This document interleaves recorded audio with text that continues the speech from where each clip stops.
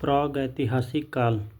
इतिहास का विभाजन प्रागैतिहासिक, प्रागइतिहास या पाक इतिहास प्री हिस्टोरी और आदि इतिहास प्रोटो हिस्टोरी व इतिहास हिस्ट्री तीन भागों में किया गया है।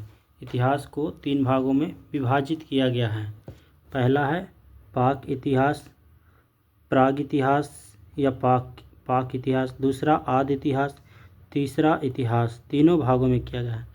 जिस काल में मनुष्य ने घटनाओं का कोई लिखित विवरण उद्धृत नहीं किया उसे प्रागैतिहासिक काल कहते हैं।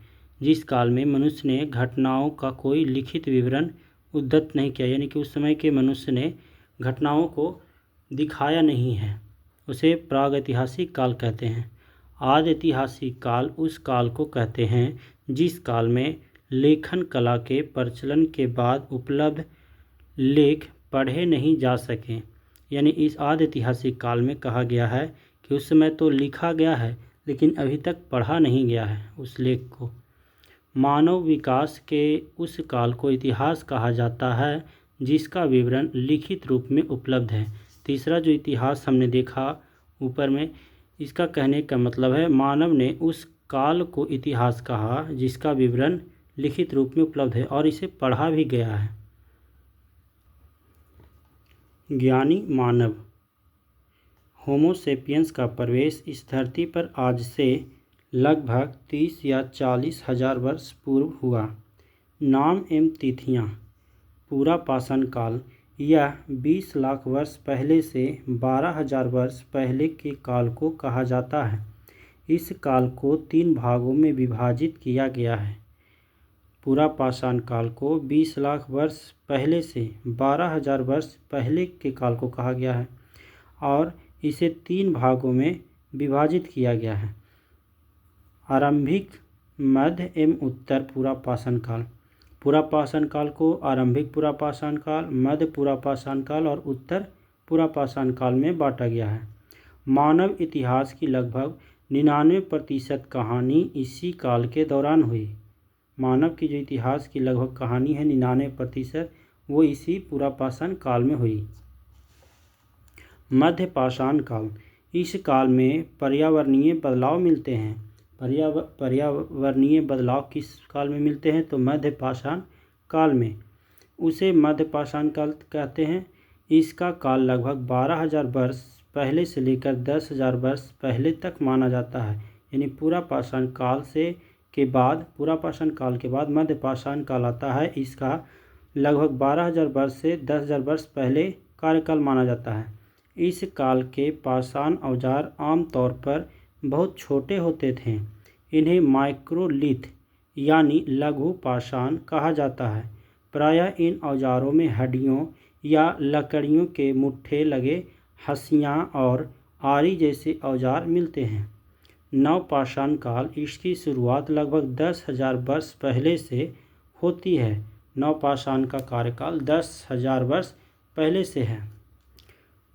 पूर्व पाषाण युग या पूरा पाषाण काल के मानव की जीविका का मुख्य आधार शिकार था। पूर्व पाषाण युग या पूरा पाषाण काल के मानव की जीविका का मुख्य आधार शिकार था।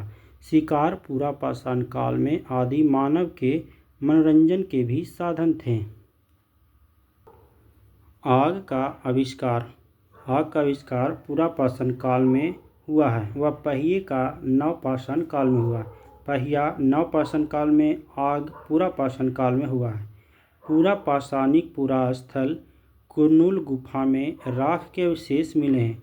पूरा पाषाणिक जो स्थल है कुरनूल, उसमें एक गुफा है। उस गुफा में राख के अवशेष मिले हैं।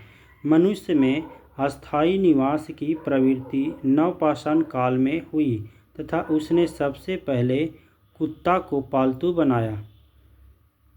मनुष्य ने सर्वप्रथम तांबा धातु का प्रयोग किया तथा उसके द्वारा बनाया जाने वाला प्रथम औजार कुल्हाड़ी, जिसकी प्राप्ति स्थल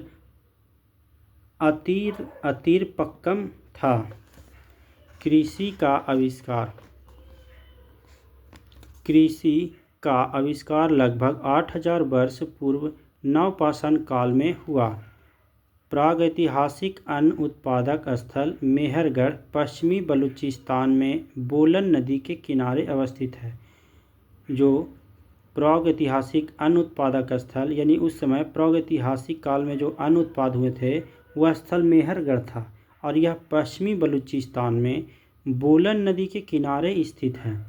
कृषि के लिए अपनाई गई सबसे प्राचीन फसल गेहूँ, यह पहली फसल एवं जौ थी, लेकिन मानव द्वारा सर्वप्रथम प्रयुक्त अनाज चावल था। यानी कहने का मतलब कृषि के लिए जो अपनाई गई सबसे प्राचीन फसल गेहूँ थी और जौ थी, लेकिन मानव द्वारा सर्वप्रथम प्रयुक्त अनाज ये है जो फसल के रूप में प्रयोग किया मानव ने, गेहूँ और जौ, और खाने के रूप में चावल का उपयोग किया, कहने का मतलब है। कृषि का प्रथम उदाहरण मेहरगढ़ से प्राप्त हुआ है। कृषि जो हुआ है वह मेहरगढ़ स्थान से पता चला है कि यहाँ पर कृषि हुआ है। कुलडीहवा उत्तर प्रदेश का संबंध चावल के प्राचीनतम साक्ष्य से है। उत्तर प्रदेश में कुलडीहवा स्थान चावल के प्राचीन साक्ष्य वहाँ से मिले हैं। मेहरगढ़ में एक कब्र में मृतक के साथ एक बकरी को भी दफनाया गया है। मृतक के साथ बकरी को मेहरगढ़ में दफनाया गया है। भारत में पूर्व प्रस्तर युग के अधिकांश औजार स्फटिक यानी पत्थर के बने थे। रॉबर्ट ब्रूस फुट पहले व्यक्ति थे जिन्होंने 1863 में भारत में पूरा पाषाण कालीन औजारों की खोज की।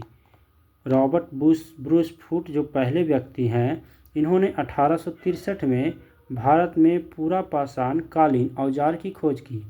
पलावरम नामक स्थान पर प्रथम भारतीय पूरा पाषाण कलाकृति की खोज हुई।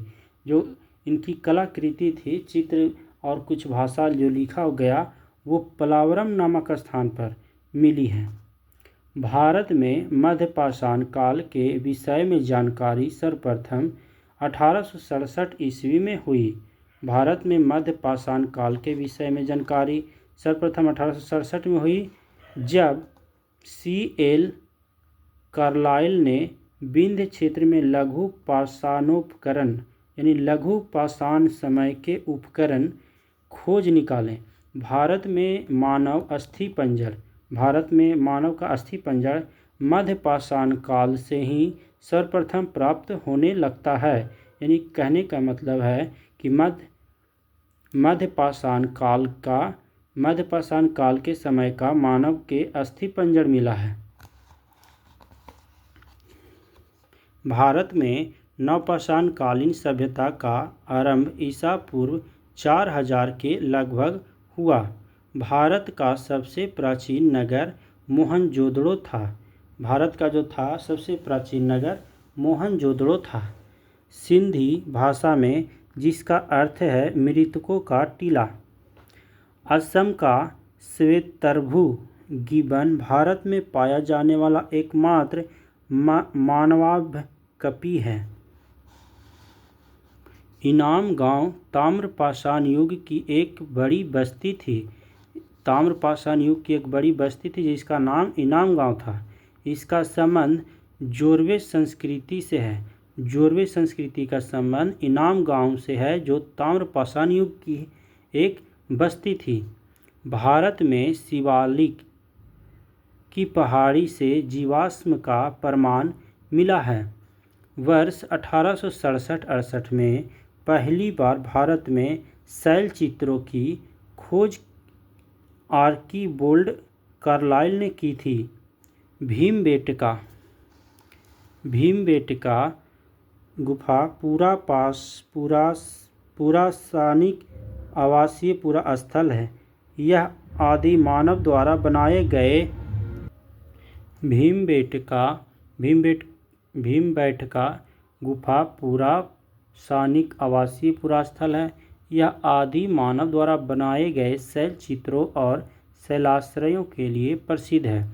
इन चित्रों को पूरा पाषाण काल से मध्य पाषाण काल के समय का माना जाता है। ये चित्र भारतीय उपमहाद्वीप में मानव जीवन के प्राचीनतम चिन्ह हैं। यह मध्य प्रदेश के रायसेन जिले में स्थित है, इसकी खोज वर्ष 1957-58 में डॉक्टर विष्णु श्रीधर वाकनकर द्वारा की गई। किसकी? भीमबेटका गुफा की। भीमबेटका क्षेत्र को भारतीय पुरातत्व सर्वेक्षण भोपाल मंडल ने अगस्त 1990 में राष्ट्रीय महत्व का स्थल घोषित किया। इसके बाद जुलाई 2003 में यूनेस्को ने इसे विश्व धरोहर स्थल घोषित किया।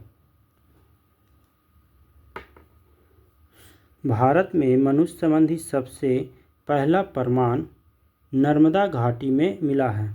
मनुष्य संबंधी सबसे पहला प्रमाण जो मिला है, मनुष्य का जो सबसे पहला प्रमाण, वो नर्मदा घाटी में मिला है।